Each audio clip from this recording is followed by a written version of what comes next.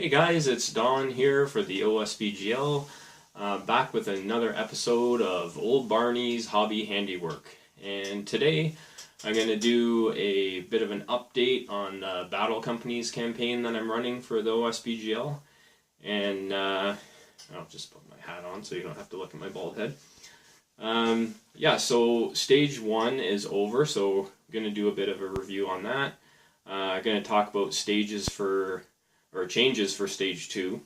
A little word on the Mercenary Battle Company. Changes for next season.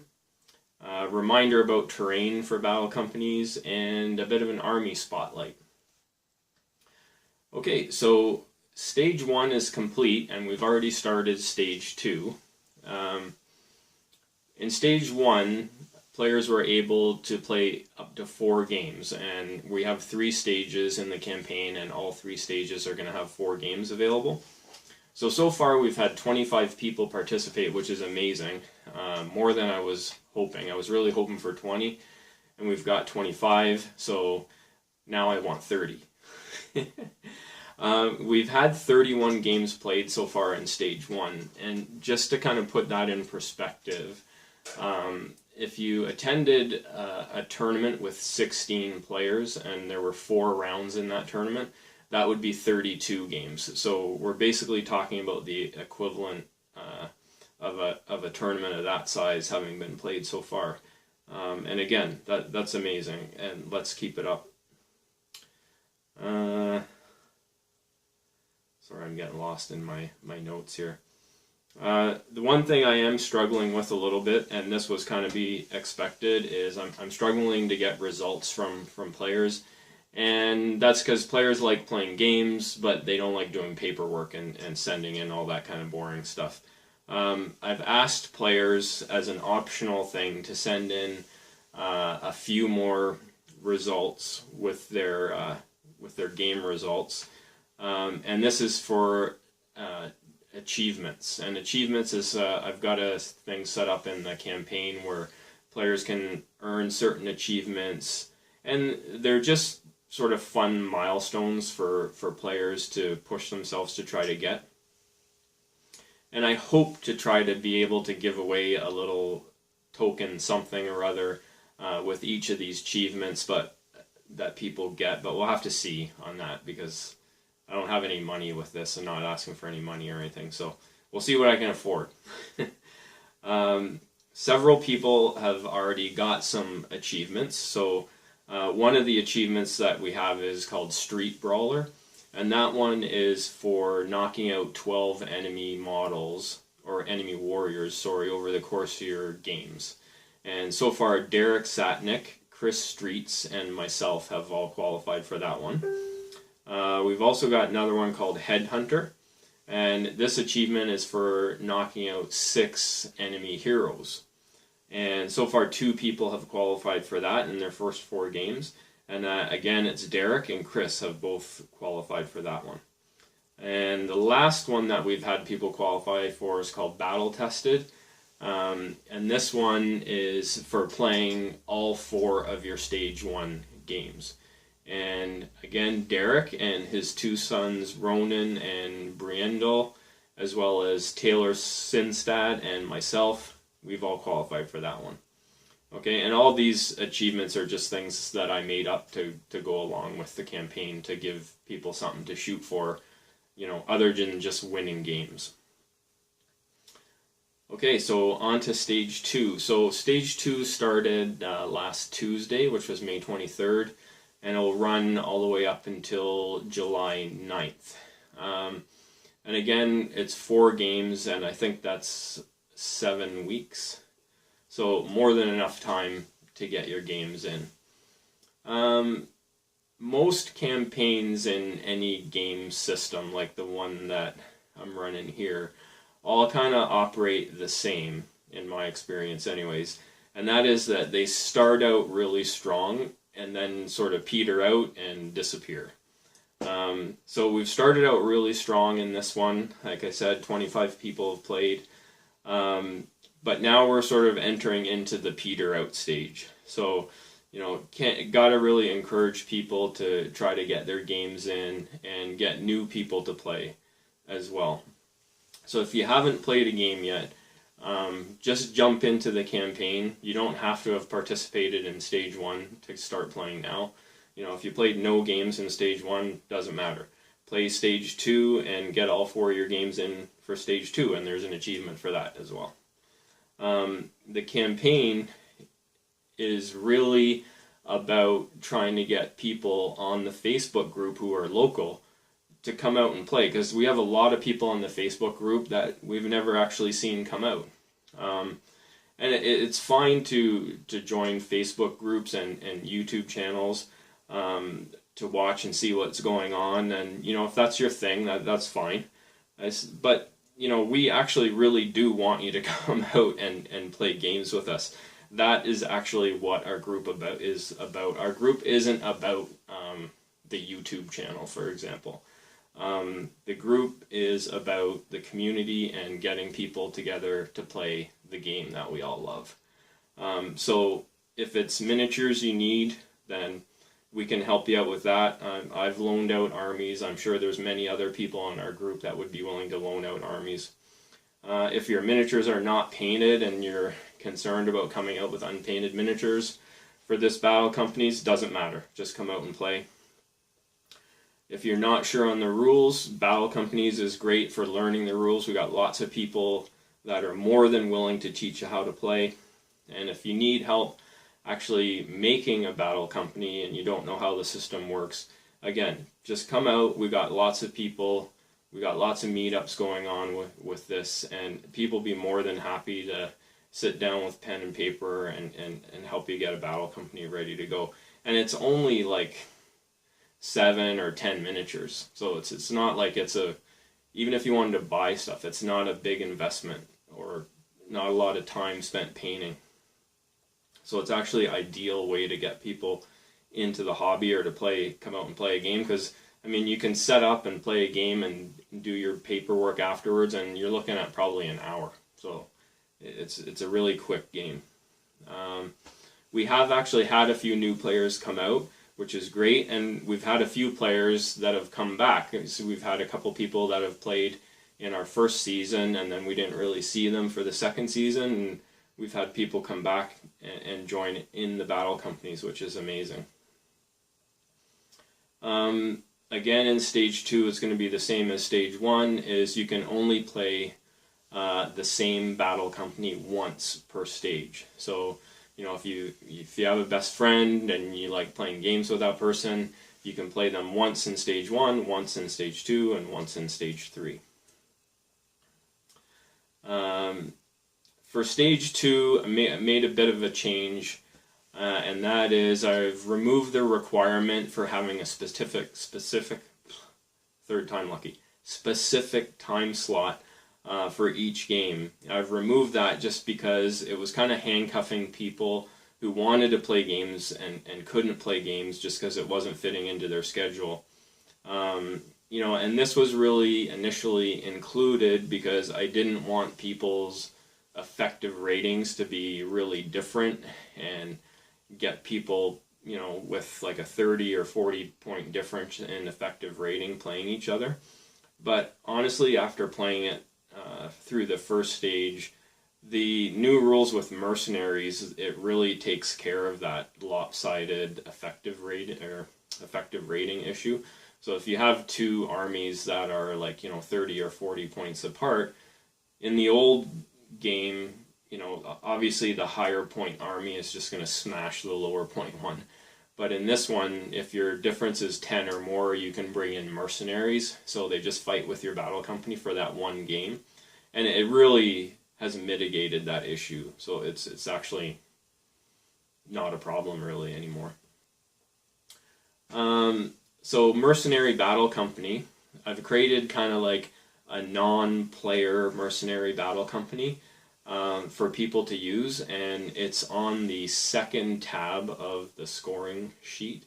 And it's not a playable battle company. I just kind of fudged something together to make an actual battle company that people could just grab at the drop of a hat if you have that if you save that on your phone or whatever, you can just look that up. And if you need to get a game in with somebody that maybe doesn't have an army, or somebody that you've already played or against in this stage, but they're still looking to get another game in, so you can use that Mercenary Battle Company, and you yourself won't get credit for the game. You'll just be classed as a stand-in for the game, but you can use that one. You don't need to track experience points or any of that for that battle company. It's just there for people to use. Here's a picture of the guys. I carry these guys around in my my miniature case, and you know, it's just intended to be sort of a ragtag group of humans and half-orc outlaws. The leader is the orc there, who I've named Lucky Ned, and it's just an assortment of models: orcs, Rohan, Dunlendings, ruffians. It's really whatever you have available. So go ahead and use that one if you need a game. Okay, so changes for next season. So this will be the 2018 season, because I really want to try to run this every year as possible. So big announcement yesterday, and that a whole bunch of stuff came out of Games Workshop at, what's the event called? Warhammer Fest, I think it is. You may have seen pictures posted already on Facebook about all the new releases and stuff coming out for this year and next year. And lo and behold, in there was Battle Companies, which is amazing. So they've announced that they're going to do a fully fledged rule supplement for Battle Companies for 2017. And like, I'm overjoyed to see that, because I think Battle Companies for me is probably my favorite part of SBG.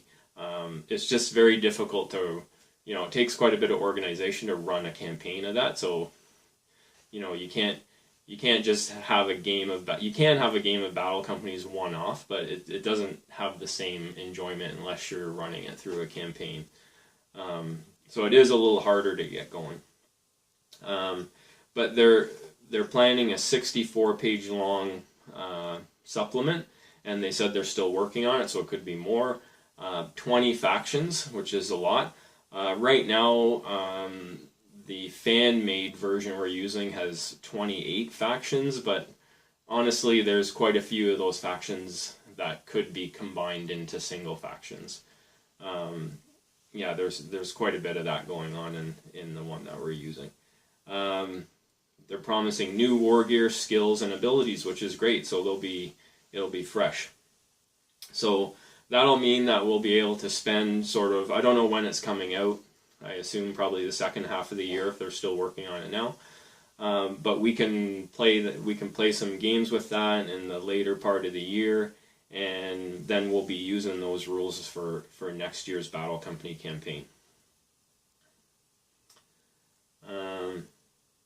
Also, if any people that are playing in the Battle Companies campaign this year have any rules changes they'd like to see, please send me a message and let me know your thoughts on it. Because our campaign is limited to 12 games, it does put a little bit of a different spin on things, because the timeline is finite. You don't actually have an infinite amount of time for your guys to promote and all that. So there will probably be a couple of changes that are aimed just for our campaign of 12 games. And like I mentioned, like one of them is already people have sort of had issue with the fact that your warriors, after struggling to get 5 XP, only have a 50% chance of a promotion, which may be fine, but if they fail to promote like once, twice, 3 times, they never get a better chance to promote. So I think next time we're going to, every time somebody fails to promote, we'll give them a better chance to promote the next time. Not a better chance to become a hero, but just to promote to the upgraded warrior. So the thing is that we want people to promote their warriors, because Battle Companies is really a narrative thing. So like, for example, the one I'm playing, you know, my Erebor dwarves can be promoted into Grimhammers. Well, like, I want Grimhammers, right? You know, like them or love them. I want to have different stuff in my battle company, and so if you just keep failing to promote it, it's a drag. So just stuff like that we'll be looking at. Where am I here? I lost my spot. Bear with me 1 second. Okay. So the next section is reminder about terrain for battle companies.